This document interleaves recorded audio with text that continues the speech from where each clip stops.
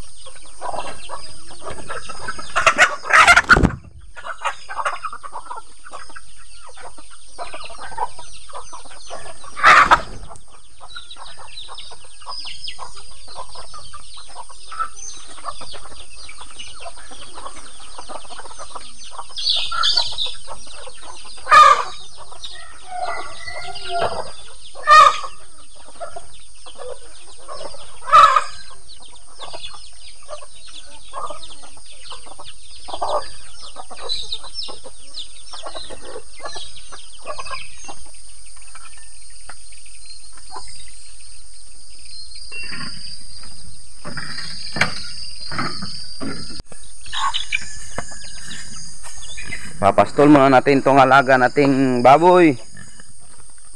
Ayan, si Dikdik. Oops, oops. Let's go.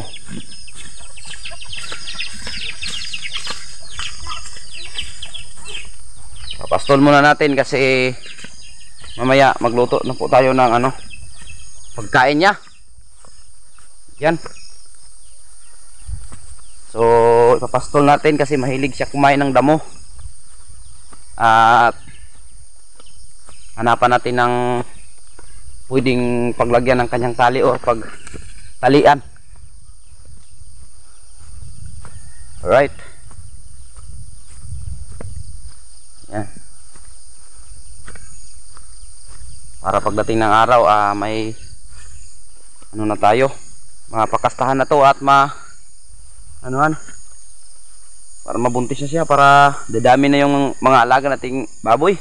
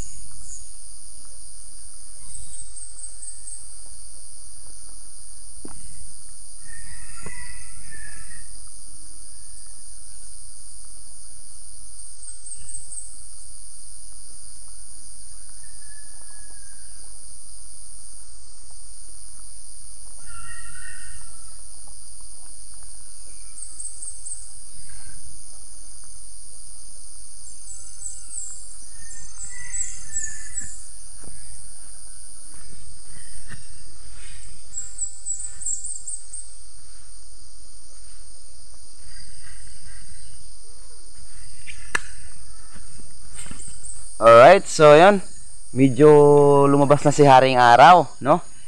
Kagabi sobrang lakas ng ulan at kahapon. So ngayon, yan, ayan na si Haring Araw, papalabas na. Buti kung mainit ngayon kasi para naman hindi laging ulan, no? Laging ulan dito sa amin, dito sa probinsya namin, na laging baha. Ayan na yung alaga natin. Diyan muna yung alaga natin at saka maya pag tapos na magluto si Mrs. ng pangumagahan, ayan, magluto naman ako ng pagkain natin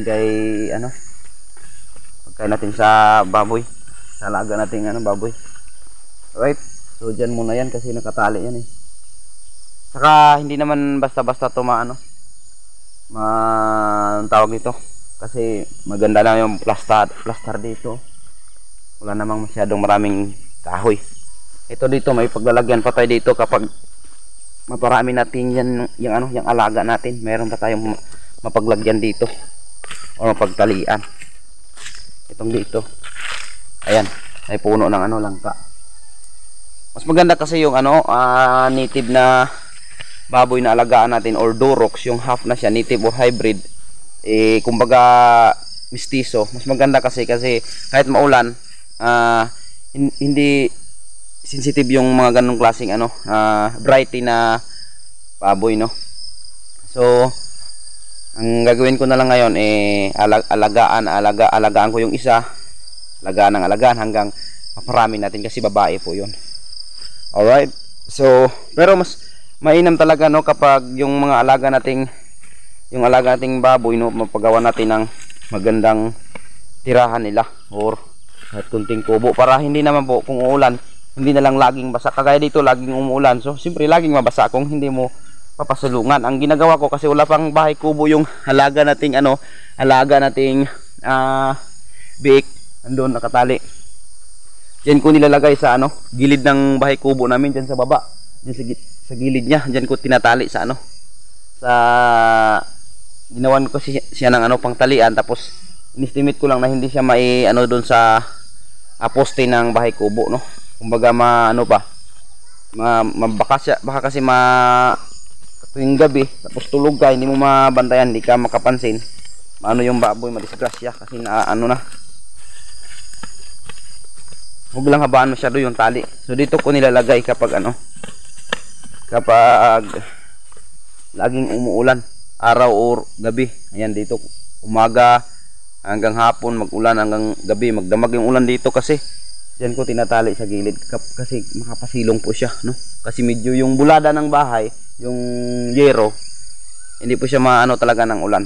Hindi kagaya doon sa may kakao, doon sa dapuan ng manok, doon kasi siya nakatali. So basa talaga. So naawa ako sa alaga kong baboy. Right. Ayan, medyo palabas na si haring araw. Kasi ang oras dito ngayon sa amin, dito sa probinsya namin, nasa alas 6 pa ng umaga. At kanina maaga tayong gumising kasi nagpakain tayo ng ating mga alagang manok. Alright.